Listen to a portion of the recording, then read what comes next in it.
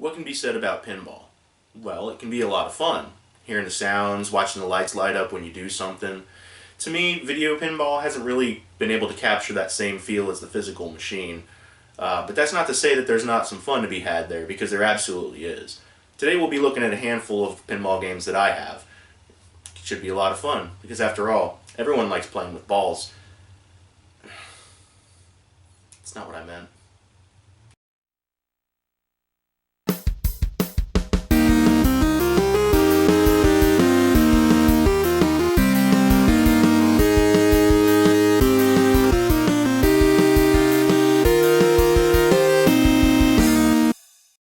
Let's start with plain old pinball for the NES.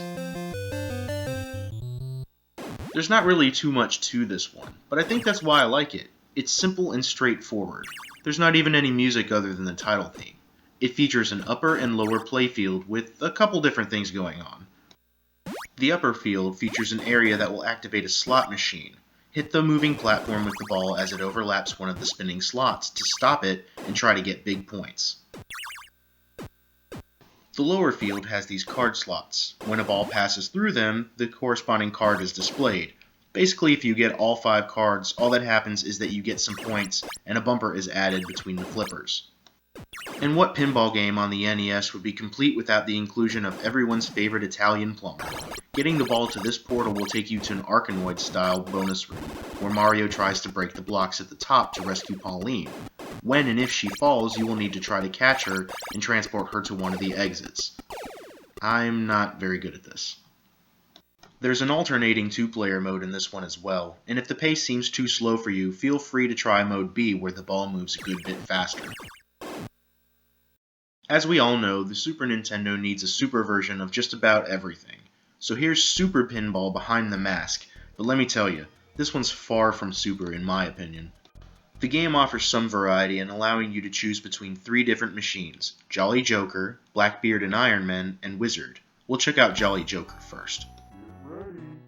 One thing I'll say about this one is that out of all the games we're looking at today, it makes the most effort to resemble an actual pinball machine.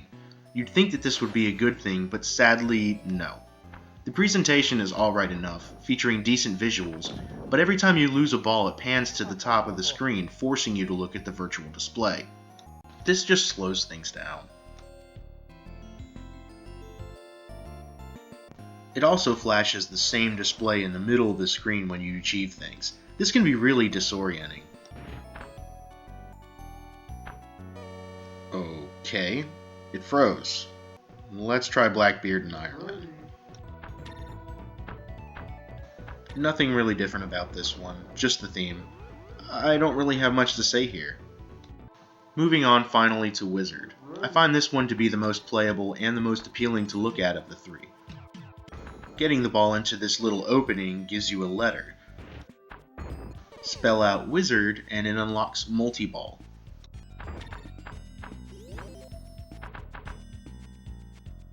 Great, crashed again. I'm gonna take that as a sign. I wouldn't recommend this one. Kirby's Pinball Land is a solid entry for the Game Boy. Like Super Pinball Behind the Mask, it features 3 different levels. Unlike Super Pinball, this one's actually fun.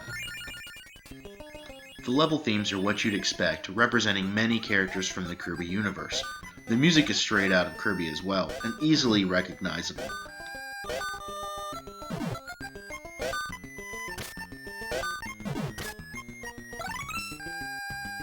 Each stage has multiple playfields and many baddies to defeat, including some boss-type fights. The game can be challenging, but helps a little bit. If you're about to lose a ball, or a Kirby, you have the opportunity to spring it back to the level on this catcher platform. Despite it being a tad bit difficult, for me anyway, this is a fun, whimsical game that can be played on the go, and is probably one of my favorite character-based pinball games. Speaking of character-based pinball games, here's one that didn't fare as well. Sonic Spinball for the Genesis is an interesting specimen. Part platformer, part pinball. I guess I can see what they were trying to do here, but it just feels so clunky. There are flat areas you can move Sonic around like normal, and you can alter his aerial movement to some degree by using the D-pad to choose your direction. Like other Sonic games, you're prompted to collect Chaos Emeralds. Getting these emeralds is a bit of a chore because the levels are quite large and you will find yourself revisiting the same areas over and over. I feel like there's bosses in multiple levels, but honestly it's never held my interest long enough to want to keep playing to find out. Next. Finishing out strong, we'll be looking at Alien Crush on the TurboGrafx-16. Oh man, this is a great example of how to make a good video pinball game.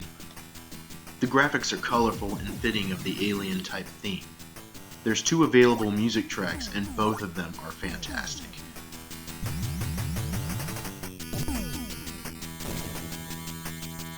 This is a 2-field game with a lot going on.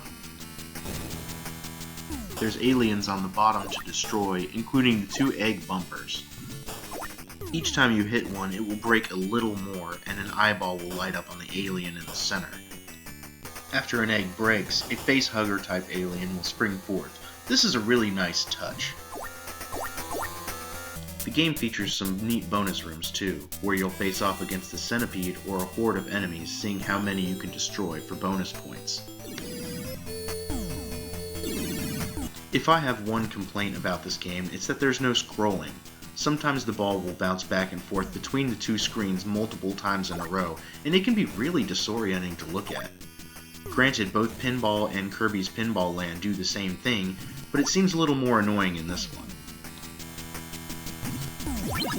I've heard the sequel, Devil's Crush, is even better, and fixes the scrolling issue, but I unfortunately don't own that one.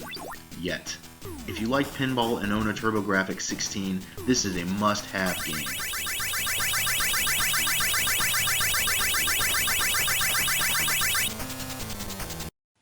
As you could see from some of the gameplay, I'm not exactly the best at video pinball, though I do enjoy it from time to time.